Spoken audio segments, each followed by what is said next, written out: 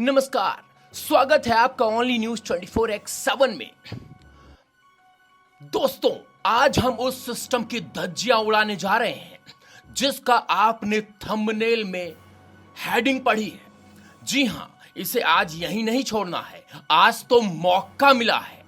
आज ऐसा मौका मिला है जिसे हम सीना चौड़ा करके शेयर कर सकते हैं। और आज हम ओनली न्यूज 24x7 पर एकदम चौड़े में ये बोल सकते हैं कि करप्ट है जज। जी हां, जिसे हम न्याय कहते हैं।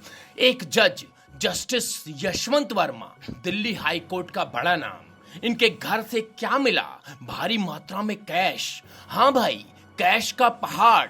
और क्या हुआ? सुप्रीम कोर्ट कॉलेजियम ने बस इनका ट्रांसफर कर दिया। सजा? ये सजा नहीं, ये तो इनाम है। आज हम पूछते हैं, क्या यही है हमारा जस्टिस सिस्टम? क्या यही है वो कॉलेजियम जो जजों को चुनता है, बचाता है और भ्रष्टाचार को ढकने की मशीन बन गया है? तैयार हो जाइए, क्योंकि आज सच का तमाचा पड़ेगा। एक जज के घर में आग लगती है, पुलिस आती है और वहां क्या मिलता है? नोटों की गड्डियां। इतना कैश कि गिनते गिनते मशीन थक जाए। ये कोई फिल्म का सीन नहीं है, ये हकीकत है। 21 मार्च 2025 की हकीकत। और क्या करता हमारा सुप्रीम कोर्ट? क्या करता है हमारा सुप्रीम कोर्ट? कहता है, चलो यशवंत भाई, दिल्ली से इलाहाबाद चलो, थोड़ा हवा पानी बदलो। अरे, ये क्या मजाक है? अगर आम आदमी के घर से इतना कैश मिले तो वो जेल में सड़ रहा होता। लेकिन आज जज साहब को सिर्फ ट्रांसफर मिला। वाह रे कॉलेजियम, वाह रे जस्टिस सिस्टम। कॉलेजियम सुन लो, तुम्हारा खेल अब जनता समझ चुकी है। जजों को चुनने का ढोंग, भ्रष्टाचार को छिपाने का जुगाड़ और जवाबदेही से भागने की कला, तुम इसमें माहिर हो। कोई जांच नहीं, कोई सजा नहीं, बस ट्रांसफर का ड्रामा। ये वही कॉलेजियम है जो कहता है कि हम लोकतंत्र के चौथे खंभे की रक्षा करते हैं। अरे भाई, चौथा खंभा तो अब टूटा हुआ है और टूटा हुआ ढांचा बन गया है जिसमें भ्रष्टाचार की दीमक लग चुकी है। सोचो, जिस जज पर हम भरोसा करते हैं वही अगर भ्रष्ट हो जाए तो गरीब का हक कौन देगा? जिसके पास पैसे नहीं, वो अदालत में क्या उम्मीद रखे? ये सिस्टम अब आम आदमी नहीं, बल्कि पावर के और पैसे वालों का गुलाम बन गया है। जस्टिस यशवंत वर्मा का मामला सिर्फ एक उदाहरण है। ऐसे कितने जज होंगे जिनके घरों में कैश छिपा है, जिनकी फाइल एक कॉलेजियम दबा देता है। अब बहुत हुआ, हमें आवाज उठानी होगी। इस वीडियो को शेयर करें, अपने दोस्तों तक पहुंचाएं। सच को दबने मत दें। और हां, इस लड़ाई को आगे बढ़ने के लिए मेरी यूपीआई नंबर 9717458653 पर सहयोग करें। हर एक रुपया इस सिस्टम को एक्सपोज करने में मदद करेगा। कॉलेजियम को बेनकाब करने का वक्त आ गया है। जागो भारत, जागो। जब तक कॉलेजियम का यह खेल चलता रहेगा, न्याय सिर्फ एक मजाक बनकर रह जाएगा। तो भाई तैयार रहो, अगली बार और बड़ा खुलासा लेकर हम आएंगे। लेकिन दोस्तों, हम आपको बताएं कि कॉलेजियम की असली कहानी क्या है।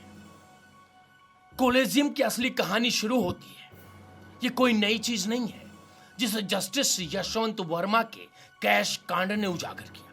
यह सिस्टम तो 1993 से अपनी गंदी जड़ें फैला रहा है। उस वक्त सुप्रीम कोर्ट ने कहा था कि जजों की नियुक्ति में सरकार का दखल नहीं होना चाहिए। ठीक है, सरकार से आजादी तो मिली, लेकिन क्या मिला? एक ऐसा सिस्टम जहां जज अपने चहेते को चुनते हैं, भाई भतीजावाद चलता है और भ्रष्टाचार को ढकने का खेल शुरू हो जाता है। यह कॉलेजियम कोई लोकतांत्रिक ढांचा नहीं है, यह तो जजों की अपनी प्राइवेट क्लब है। कॉलेजियम का ढोंग तब शुरू हुआ जब सुप्रीम कोर्ट ने सेकंड जजेस केस में खुद को सारी ताकत दे दी। इसके बाद क्या हुआ? जजों की नियुक्ति में कोई पारदर्शिता नहीं बची। कोई जनता को नहीं पता कि कौन जज क्यों चुना गया। कोई जवाबदेही नहीं। अगर कोई जज भ्रष्टाचार में पकड़ा जाए, जैसे जस्टिस यशवंत वर्मा, तो कॉलेजियम कहता है कोई बात नहीं, ट्रांसफर कर दो। अरे भाई, ये तो वही बात हुई कि चोर को पकड़ो और उससे कहो चलो अब दूसरे मोहल्ले में चोरी करें। चलो और पुराने किस्से को सुनाते हैं दोस्तों। याद है जस्टिस CS कर्णन? 2017 में ये साहब सुप्रीम कोर्ट के खिलाफ ही भड़क गए थे। भ्रष्टाचार के आरोप लगे और आखिरकार इन्हें जेल हुई। लेकिन सवाल यह है, क्या वो अकेले थे? नहीं। जस्टिस सौमित्र सेन का मामला देखो। 2011 में इन्हें भ्रष्टाचार के लिए इंपीचमेंट की सिफारिश हुई। फिर जस्टिस PD दिनाकरन 2009 में इन पर जमीन हड़पने का आरोप लगा। लेकिन हर बार क्या हुआ? कॉलेजियम ने या तो मामले दबा दिए या फिर हल्की सजा दी। जस्टिस यशवंत वर्मा का कैश कांड तो बस बर्फ की चोटी है, नीचे बहुत बड़ा ग्लेशियर छिपा है। और मजे की बात सुनो, कॉलेजियम ने कई बार ऐसे जजों को प्रमोट किया जिन पर पहले से सवाल थे। जस्टिस MJ राव का नाम तो सुना होगा आपने, नहीं सुना है तो बता देते हैं। इन पर भ्रष्टाचार के आरोप थे, फिर भी कॉलेजियम ने इन्हें हाई कोर्ट का चीफ जस्टिस बना दिया। ये क्या खेल है भाई? ये तो वही बात हुई, भेड़िए को भेड़ों का रखवाला बना दो। अब बात करते हैं पूरे जुडिशियल सिस्टम की। ऑफ इंडिया की वेबसाइट बताती है कि भारत में 4 करोड़ से ज्यादा केस पेंडिंग है। जजों की कमी है। सुप्रीम कोर्ट में 34 जजों की सेक्शन स्ट्रेंथ है, लेकिन कई बार सीटें खाली रहती हैं। हाई कोर्ट्स में 25% से ज्यादा पोस्ट खाली हैं। और कॉलेजियम क्या करता है? अगले जज चुनने की बजाय अपने चहेतों को आगे बढ़ाता है। नतीजा गरीब आदमी कोर्ट में सालों तक चक्कर काटता रहा और जज साहब कैश गिनते रहे। सोचिए, एक गरीब किसान अपनी जमीन के लिए कोर्ट जाता है। वो सोचता है कि जज साहब उसको हक दिलाएंगे, लेकिन जज ही रिश्वतखोर हो जैसे जस्टिस यशवंत वर्मा, तो उस किसान का क्या होगा? उसकी जमीन छिन जाएगी, उसका परिवार भूखा मरेगा और सिस्टम कहेगा कानून अपना काम कर रहा है। और ये कानून नहीं, ये लूट का धंधा है। दोस्तों, अब वक्त आ गया है कि हम सवाल पूछें।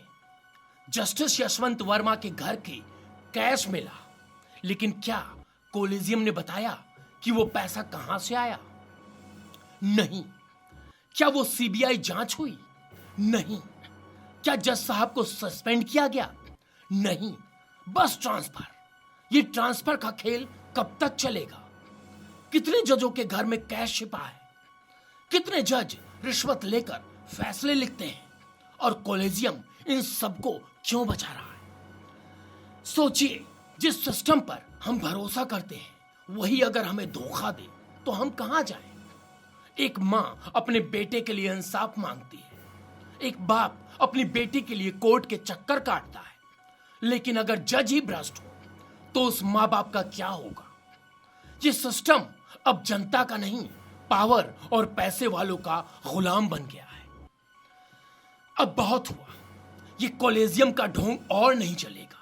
हमें आवाज उठानी होगी, इस सिस्टम को हिलाना होगा। इस वीडियो को शेयर करो, हर गली, हर मोहल्ले, हर दोस्त, सब तक पहुंचाएं। सच को दबने मत दीजिए। और हां, इस लड़ाई को आगे बढ़ने के लिए मेरे UPI नंबर पर 9717458653 पर किसी भी गूगल पे, पेटीएम या फिर किसी भी माध्यम से हमें सहयोग करें। हर एक रुपया इस भ्रष्ट सिस्टम को बेनकाब करने के काम आएगा। ये जंग जो है बहुत पुरानी हो गई। अब जंग को खत्म करना होगा। ये जंग हमारी है, हम सबकी है। कोलिजियम को एक्सपोज करने का वक्त आ गया है। जागो भारत जागो। जब तक कोलिजियम का ये खेल चलता रहेगा, न्याय सिर्फ एक मजाक बनकर रह जाएगा।